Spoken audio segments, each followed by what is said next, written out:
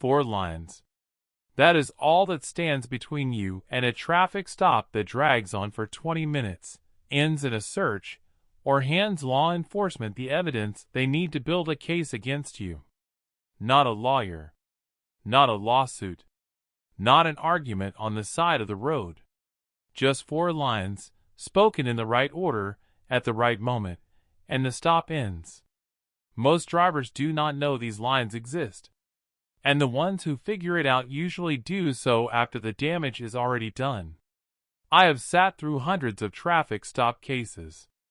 I have watched body cam footage of drivers, calm, cooperative, completely innocent people, who said the wrong thing, handed over the wrong thing, or stayed silent at the exact wrong moment, and walked away with charges that never should have existed. And in almost every single case, it came down to one thing they did not know. Not one mistake. One gap in knowledge that opened the door to everything else. By the end of this video, you will know the 4 lines, when to say each one, and the 5 critical moments during a traffic stop where drivers hand officers exactly what they need to keep you there longer than the law allows. These are the moments that turn a 2-minute stop into something far more serious. And once you understand them, you will never experience a traffic stop the same way again. If you are not subscribed yet, do it now and hit the bell. We release these legal breakdowns every week, so you always know your rights before you need them, not after. This is educational content to help you understand your rights.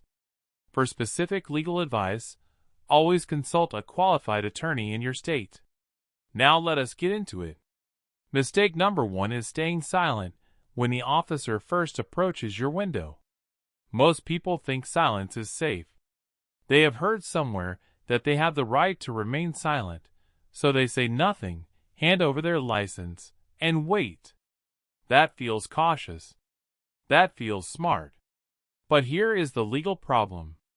The very first exchange at your window is the only moment during the entire stop where asking a question actually locks in a constitutional protection before you comply with anything.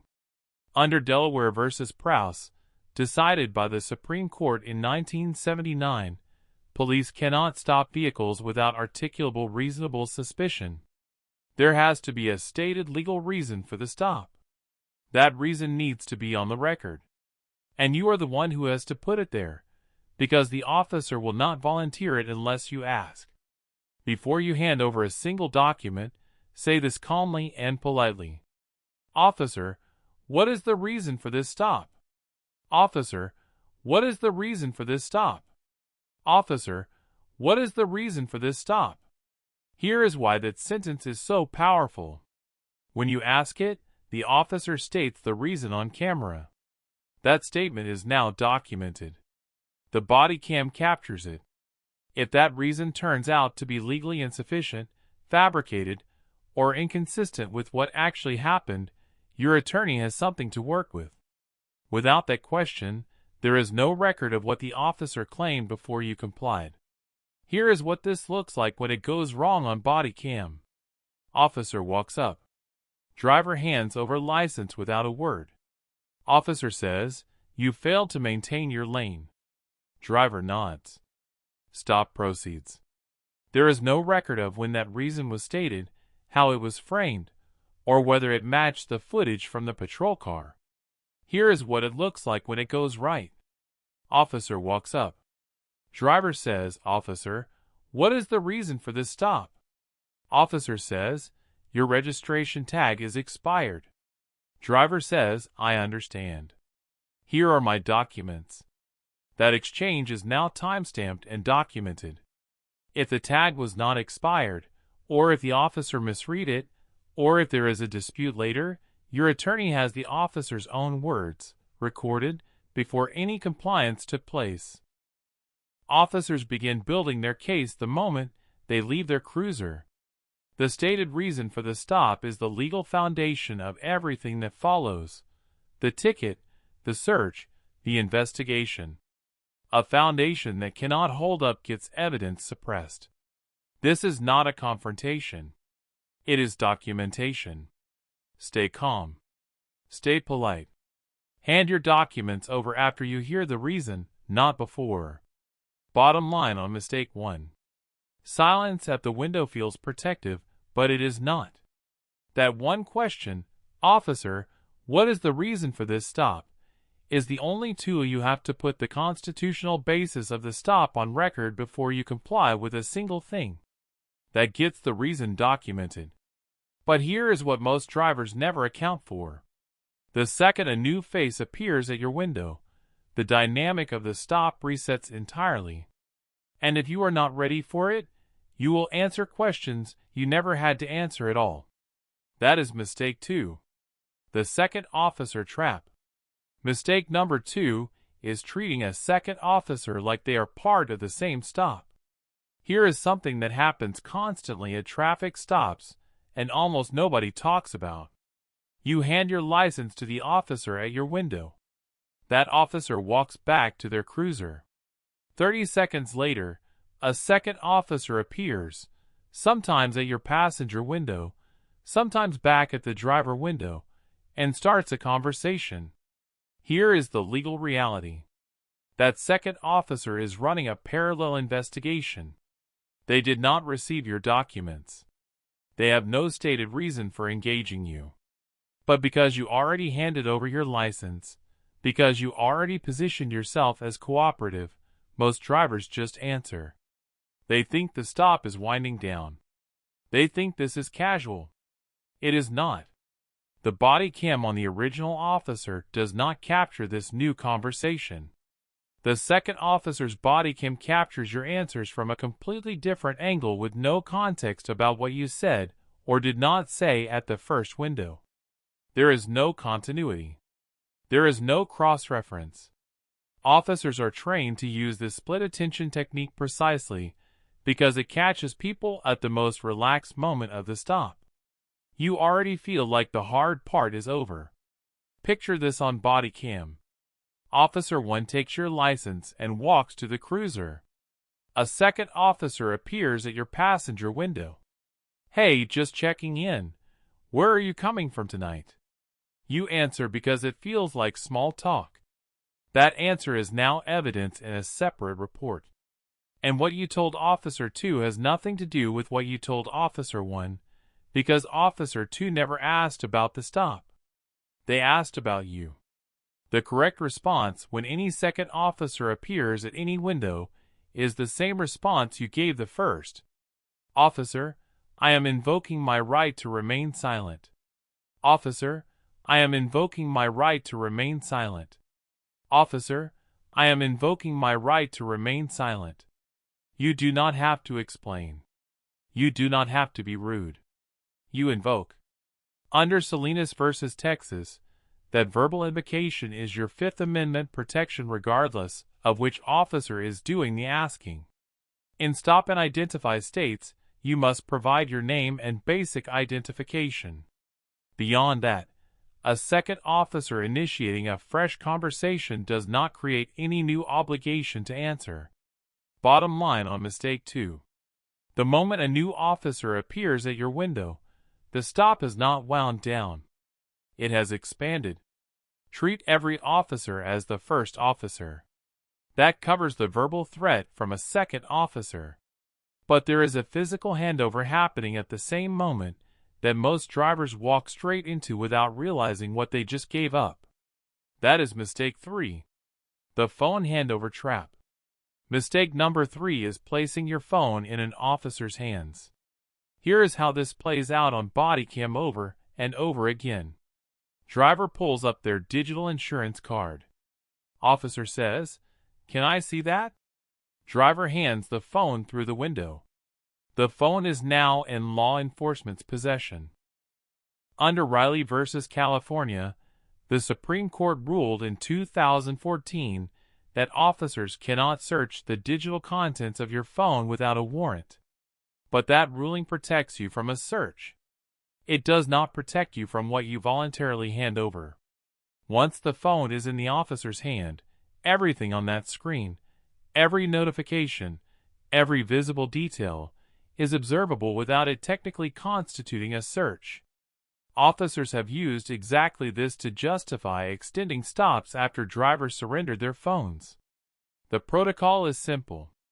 If you need to show digital proof of insurance, you display it, and you hold the phone yourself. You do not hand it through the window. Say this: "I will display my insurance on screen, officer. I will display my insurance on screen, officer. I will display my insurance on screen, officer." Every state that accepts digital proof of insurance requires you to display it, not surrender it. If the officer asks to hold it, say, "Officer, I would prefer to display it myself. I am happy to hold it up, so you can clearly read it." If the pressure continues, say clearly, "Officer, I do not consent to handing over my phone." And subscribe right now, so you never miss these protections. Because mistake 4 is where the majority of extended stops and roadside searches begin, right after the documents are exchanged and drivers think it is over. Here is why the phone handover makes your dashcam so important. The officer's body cam captures the phone in their hand.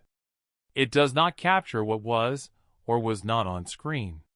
Your dashcam interior angle documents exactly what you displayed, how you held it, and what the officer did with it. In any dispute over digital access, that interior footage is what your attorney needs to file a suppression motion. Without it, there is no record. Mistake number 4 is answering the casual question after your documents come back.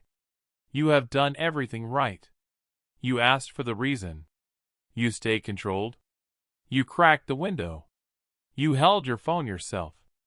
Now the officer walks back, hands you your documents, and just before they step away, they lean slightly toward your window and say, "So where are you headed tonight?" And most people answer, "That is mistake 4. Under Rodriguez versus United States, the 2015 Supreme Court ruling, once the stop's mission is complete, the license checked, the ticket or warning issued, the documents returned, the stop is legally over. Any further questioning must be genuinely consensual or must be supported by independent reasonable suspicion of a separate crime. The moment you answer a casual question, you have made the encounter consensual. You are voluntarily handing over new information that can become the basis for keeping you there. Here is what that looks like on body cam. Officer returns the license and warning. Officer asks, "So where were you coming from?" Driver says, "Just from a friend's house over on the east side." Officer says, "Were you two drinking?" Driver says, "I had one beer a couple hours ago." That one answer just opened a DUI investigation. The driver was not required to participate. The stop was legally over before the first casual question was asked. The correct response the moment questions shift beyond the stop itself is this: "Officer, I am invoking my right to remain silent." "Officer, I am invoking my right to remain silent." "Officer, I am invoking my right to remain silent." Under Salinas versus Texas, you must say those words out loud. Silence by itself is not a legal invocation. The verbal statement is the threshold. In Stop and Identify states, Texas, Florida, Nevada, you provide your name and basic identification and nothing beyond that. Where you were, where you are going, what is in the car, none of it is required. Bottom line on mistake 4. Every word you say, after your documents are back in your hand, is a voluntary extension of an encounter that already legally ended. The Fifth Amendment covers your words. But there is a Fourth Amendment trigger that most drivers never use, and not using it is exactly what keeps them standing on the shoulder of the road far longer than the law requires. That is mistake 5. The exit trap. Mistake number 5 is not asking, "Am I free to go?" the moment your documents are returned. Under Rodriguez versus United States, once the stop's mission is complete, continued detention requires independent reasonable suspicion of a new crime. Officers cannot hold you beyond that threshold without legal justification. But officers also know that most drivers will simply sit there, wait, and respond to one more question. That passive waiting is treated as a consensual encounter. And once the encounter becomes consensual, the Fourth Amendment protections that govern a detention shift dramatically. Asking "Am I free to go?" forces the officer to make a legal decision out loud, on camera. They either release you, or they state the grounds for continuing. Those are the only two options. Here is what mistake 5 looks like on body cam. Officer returns documents. Driver sits quietly. Officer says, "Just one more quick thing. Mind telling me what you have got in the back seat?" Driver says, "Just some work stuff." Officer says, "Would you mind if I took a quick look?" Driver says, "I guess that is fine." Everything that follows traces back to 5 words the driver never said. The protected version. Officer returns documents. Driver says, "Thank you, officer. Am I free to go?" Officer says, "You are free to go." Driver pulls away. Stop over. No extended questioning. No consent given. No search. If the officer says you are not free to go, say immediately, "I invoke my right to remain silent, and I want an attorney." That single sentence invokes your Fifth and Sixth Amendment protections at the same time. Questioning must stop. If the officer says you are free to go but immediately follows with, "Can I ask you one more thing?" do not engage. Say, "Officer, I need to be on my way." Then go. Bottom line on mistake 5. "Am I free to go?" is not a challenge. It is the legal mechanism that requires law enforcement to either close the stop or justify keeping it open, on camera, in their own words. The first 30 seconds. Before the 4 lines, here is the physical protocol for the first 30 seconds of every stop. Pull over safely and signal your intention. If it is dark, turn your dome light on immediately. It signals transparency and keeps the situation calm. Turn off your engine. Place both hands on the steering wheel at 10 and 2 where they are visible at all times. Do not reach for anything until you are asked. When you do reach, announce it first. Say, "I am going to reach for my registration in the glove box." Move deliberately and slowly. Roll your window 2 to 4 inches and lock your doors. When the officer reaches your window, ask, "Officer, what is the reason for this stop?" Hand over your documents after you hear the answer. Narrate every physical movement as you make it. "I am reaching for my wallet now. I am getting my registration from the glove box." This builds a verbal record on both your camera and theirs. If you are recording the encounter, state it once. "For everyone's safety, I am recording this interaction as well." Do not argue at the roadside.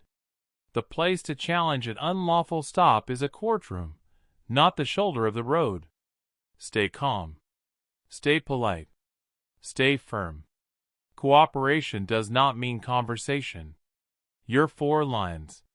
Now let us lock these in. Say them out loud. Practice them before you ever need them. Line 1. "Officer, what is the reason for this stop?" "Officer, what is the reason for this stop?" "Officer, what is the reason for this stop?" Ask this before you hand over anything. It puts the constitutional foundation of the stop on the record before you comply. Line 2. "I invoke my right to remain silent." "I invoke my right to remain silent." "I invoke my right to remain silent." Say this the moment any question moves beyond the stated reason for the stop. Under Salinas versus Texas, verbal invocation is required. Silence alone does not protect you. The words do. Line 3. "I want an attorney." "I want an attorney." "I want an attorney." If you are told you are not free to go, or if arrest becomes imminent, say this immediately. It invokes your Sixth Amendment right to counsel. Questioning must stop the moment those words leave your mouth.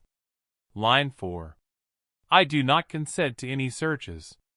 I do not consent to any searches. I do not consent to any searches.